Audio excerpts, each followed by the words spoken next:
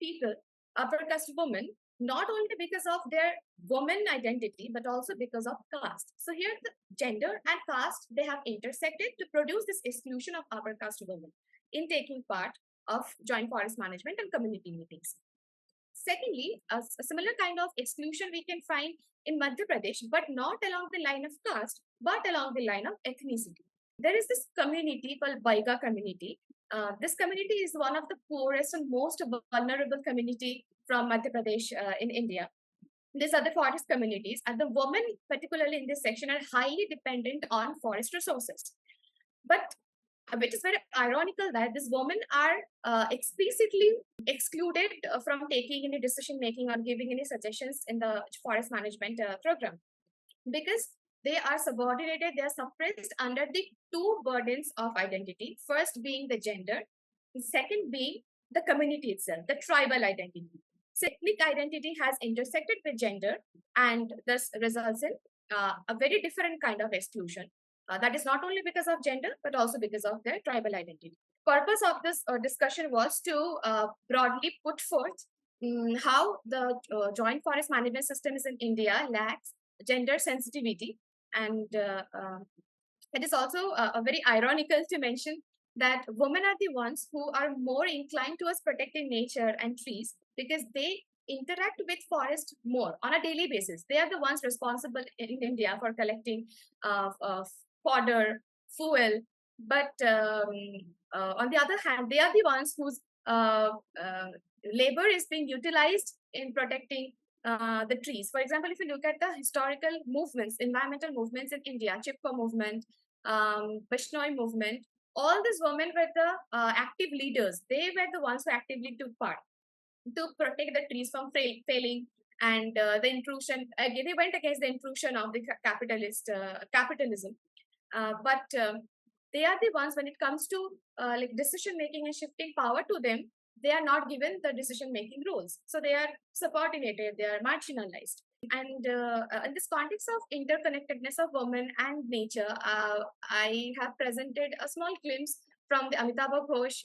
He's a well-known author in India, from his Sundarban trilogy, because he beautifully portrays this interconnectedness and analogy between women and nature through his novels. So it is imperative to say that it's extremely important to meaningfully involve women in the forest management. And for that, certain policy changes are required. And I have tried to list down some of these policies that government can seriously think of. Firstly, the gender auditing. So there's this community within which certain targets and goals have to be set, and then re-examination is required whether from the gender inclusion angle, whether the community is meeting those targets or not. So if it's not meeting that target, then we can say that more gender inclusion will be required and they need to work more on that.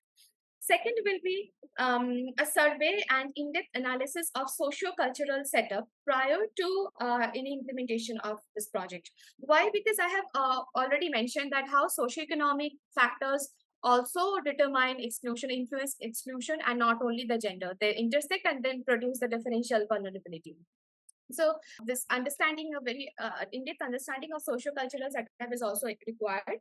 Thirdly, training for male members is equally important for spreading awareness, for generating this enthusiasm for their male female family members.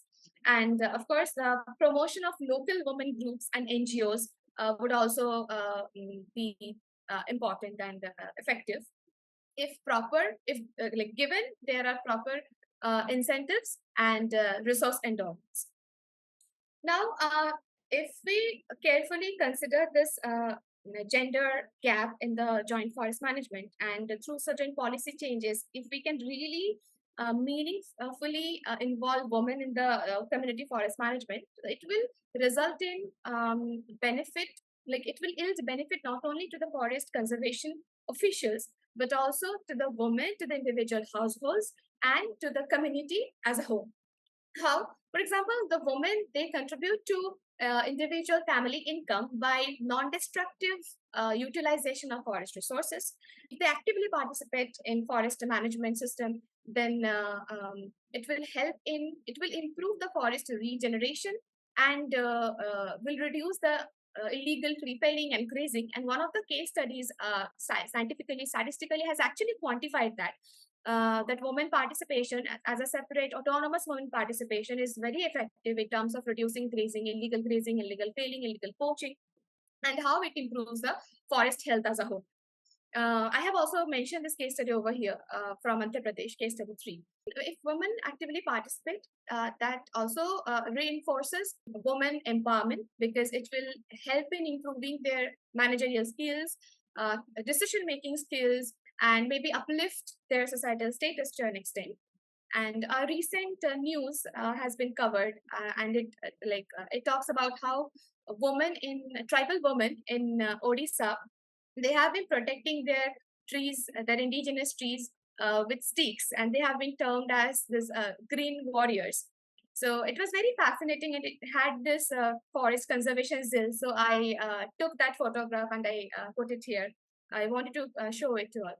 So, and also, it's also important to note that in forest management or any resource management related works and researches, these gender questions are often overlooked if there is no forest, like woman lead author, or if there are no women in the research team. So it's really important to take these gender questions into account.